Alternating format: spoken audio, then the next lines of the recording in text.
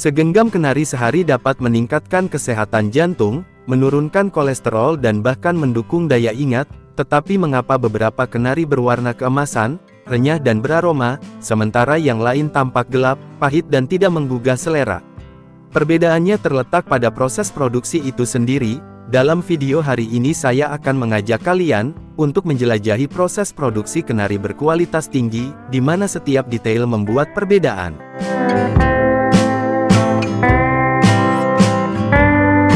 Setiap musim gugur dari pertengahan Desember hingga awal November, perkebunan kenari besar di California memulai musim panennya. Namun sebelum pohon besar ini tumbuh di ladang, petani menaruh biji kenari di tanah lembab untuk membantu mereka bertunas. Setelah beberapa minggu tanaman kecil tumbuh dan dirawat dengan hati-hati dalam nampan berisi tanah yang subur. Ketika pohon muda sudah cukup kuat, mereka dipindahkan dan ditanam di ladang hingga tumbuh menjadi pohon kenari dewasa. Dengan lebih dari 400.000 hektar lahan budidaya, produksi tahunan kenari mentah California mencapai lebih dari 700.000 ton. Saat musim panen tiba, tanda paling jelas bahwa kenari sudah siap adalah saat kulit luar berwarna hijau, yang dikenal sebagai kulit ari, mulai terbelah atau terpisah dari cangkang bagian dalam yang keras. Alih-alih pemanenan dengan tangan seperti pada metode tradisional, seluruh proses saat ini sepenuhnya dilakukan secara mekanis. Langkah pertama melibatkan penggunaan alat pengocok pohon mekanis, mesin khusus yang dilengkapi dengan lengan hidrolik kuat, yang dibungkus karet empuk. Lengan ini dengan lembut mencengkram batang pohon tanpa merusak kulit kayu. Saat diaktifkan, mesin tersebut menghasilkan getaran kuat pada frekuensi sekitar 200 hingga 250 getaran per menit, berlangsung selama 5 hingga 10 detik. Hal ini menyebabkan buah kenari yang sudah matang jatuh secara massal ke tanah.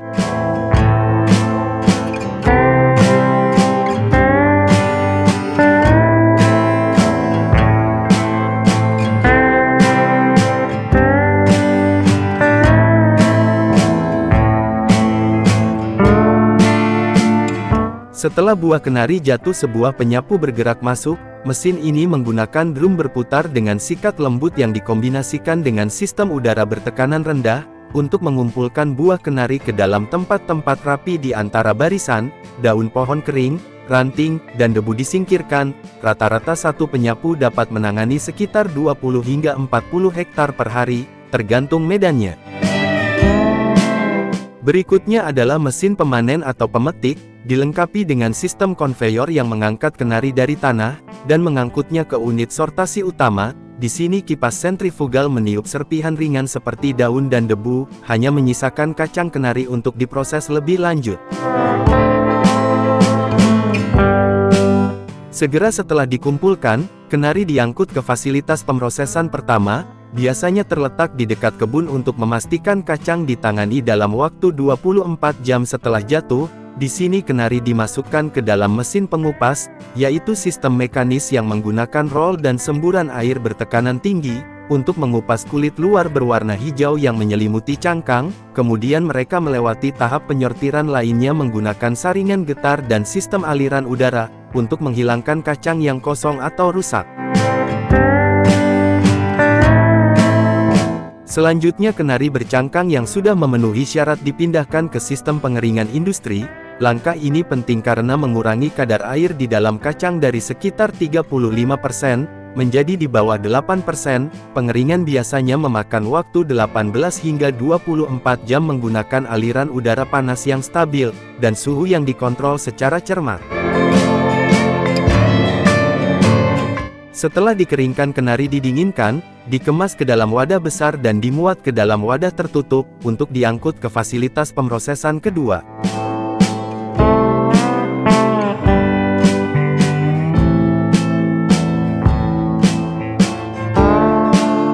Setelah tiba di pabrik kedua ini, kenari yang masih bercangkang ditempatkan di gudang penyimpanan besar, yang dilengkapi dengan sistem pendingin modern dan pengontrol kelembaban yang tepat. Lingkungan penyimpanan dipertahankan pada suhu sekitar 0,5 derajat Celcius, yang memungkinkan kenari bertahan selama 6 hingga 12 bulan sambil mempertahankan teksturnya, aroma dan warna biji alami. Setelah diangkut ke fasilitas pengolahan, Seluruh kumpulan kenari disortir menjadi dua kategori utama, yaitu kenari bercangkang utuh dan kenari tidak bercangkang. Untuk kenari bercangkang, kacang kenari terlebih dahulu dilewatkan melalui pengukur drum berputar, yang menggunakan lubang dengan berbagai diameter, untuk memisahkan kacang berdasarkan ukurannya. Setelah diukur, kemudian kenari dicuci kembali dengan air bersih, lalu pekerja memeriksa kacang secara manual untuk membuang kacang yang retak, layu atau menunjukkan tanda-tanda kerusakan. Kacang yang memenuhi syarat kemudian dikemas ke dalam karung dan siap diekspor ke pasar di seluruh dunia.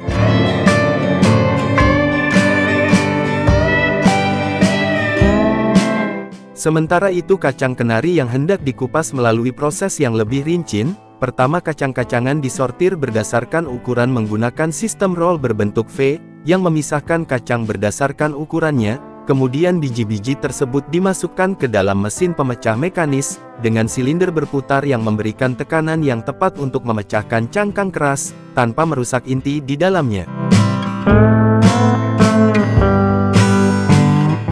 Sebelum dikemas, para pekerja melakukan pemeriksaan akhir secara manual, untuk memastikan hanya biji kenari yang tampak bagus berwarna keemasan, dan tidak rusak yang masuk ke jalur pengemasan. Produk yang sudah selesai disegel dalam kantong vakum, atau kedap udara untuk menjaganya tetap renyah dan segar selama pengiriman.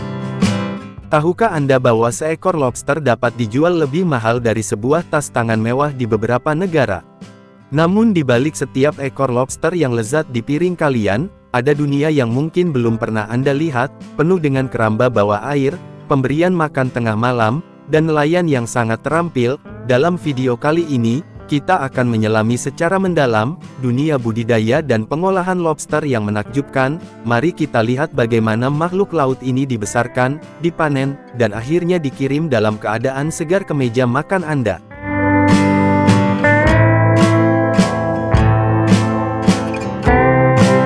Tahukah Anda bahwa makhluk luar biasa ini, dulunya dianggap sebagai makanan orang miskin, bahkan dijadikan pakan babi?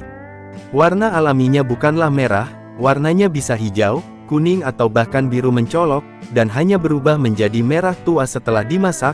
Ditambah lagi mereka adalah seniman pelarian yang handal, mampu berenang maju dan mundur, bahkan mundur dengan cepat saat merasa terancam.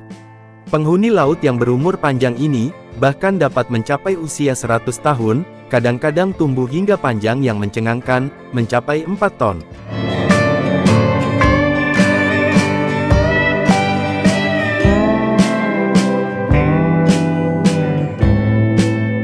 Budidaya lobster di laut adalah hal nyata, dan sangat populer di daerah pesisir yang perairannya pas, di negara-negara seperti Vietnam, Indonesia, dan beberapa wilayah Australia. Anda akan menemukan peternakan lobster laut yang ramai, terutama di teluk terlindung dengan air bersih dan hangat.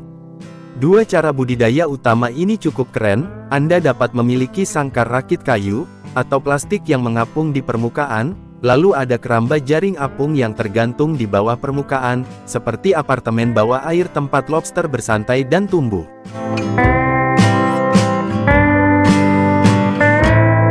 Memilih bayi lobster yang tepat adalah hal yang penting. Petani dengan hati-hati memilih lobster muda yang kuat dan aktif, tanpa tanda-tanda penyakit atau cacat, memastikan ada campuran yang baik dari kedua jenis kelamin, untuk meningkatkan pertumbuhan dan tingkat kelangsungan hidup. Setelah dipilih, lobster-lobster kecil bercakar lucu ini, dilepaskan dengan hati-hati ke dalam keramba laut, baik di rakit kayu yang mengapung, atau keramba jaring bawah air laut.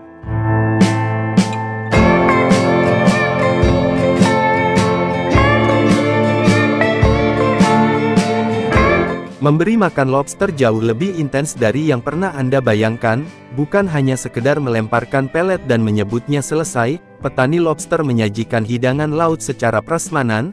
Mereka menyiapkan tas-tas besar berisi barang-barang seperti ikan, siput, kerang, bahkan kepiting kecil, lalu melompat ke atas perahu menuju keramba laut. Tapi tunggu dulu, sebelum menyajikan hidangan laut, berikutnya ada tugas pembersihan yang harus ditangani. Lobster bukanlah pemakan yang rapi, jadi petani harus membersihkan sisa makanan dari makanan sebelumnya, artinya menyelam ke dalam dan menggunakan tangan mereka, untuk menyendok dan membersihkan cangkang siput, dan benda-benda lain yang masih tergantung di dalam kandang. Itu seperti pembersihan bawah air. dan saat melakukannya petani juga meluangkan waktu untuk memeriksa lobster, mengamati kesehatan, perilaku, dan memastikan semuanya baik-baik saja. Setelah kandang bersih dan rapi, saatnya makan lagi. Para petani menyebarkan tas-tas penuh berisi segala macam makanan lezat, dan lobster yang lapar tidak membuang waktu sedetik pun. Mereka menyerbu seperti binatang kecil bawah laut, dan menyantap makanan. Melihat mereka makan adalah hal yang liar. Mereka makan dengan cakar mereka yang kuat, memecahkannya dan mengunyahnya dengan ketepatan yang mengejutkan. Di sana seperti prasmanan, berantakan, ganas dan anehnya memuaskan untuk disaksikan. Sementara lobster sibuk berpesta, para petani memeriksa lobster yang sakit atau mati, dan segera mengeluarkannya untuk mencegah lobster lainnya tertular. Lalu mereka mengumpulkan lobster yang malang dan melepaskan mereka ke laut. Di luar sana ikan dan makhluk lainnya dengan senang hati menerima persembahan tersebut. Tidak ada yang terbuang sia-sia di ekosistem bawah laut ini. Hari panen akhirnya tiba. Lobster biasanya dipanen setelah mencapai ukuran pasar, biasanya sekitar 0,3 hingga 0,5 kg masing-masing tergantung target pasar. Ada dua cara utama untuk melakukannya. Pertama, para petani menyelam ke dalam laut, sambil membawa karung jaring, berenang seperti pemburu harta karun di bawah air, sambil mengambil lobster satu persatu atau dua. Mereka menarik seluruh keramba di atas perahu, melompat ke dalam dan langsung mengumpulkan lobster. Bagaimanapun ini adalah campuran antara kerja keras dan kegembiraan, karena hari panen adalah hari gajian, untuk semua pekerjaan mengasuh anak di bawah air. Ketika lobster-lobster akhirnya berhasil dipanen, pekerjaan belum berakhir bagi para nelayan. Mereka harus memilah lobster berdasarkan ukuran dan bahkan jenis kelamin, dan dengan hati-hati menempatkannya ke dalam keranjang terpisah. Kemudian tibalah saatnya penimbangan yang sangat presisi, karena setiap kilo sangat berarti. Setelah selesai mereka mengikat keranjang tersebut dengan tali, dan dengan hati-hati menurunkannya ke tangki air laut. Hal ini untuk menjaga lobster tetap hidup dan siap dikirim sampai ke pembeli.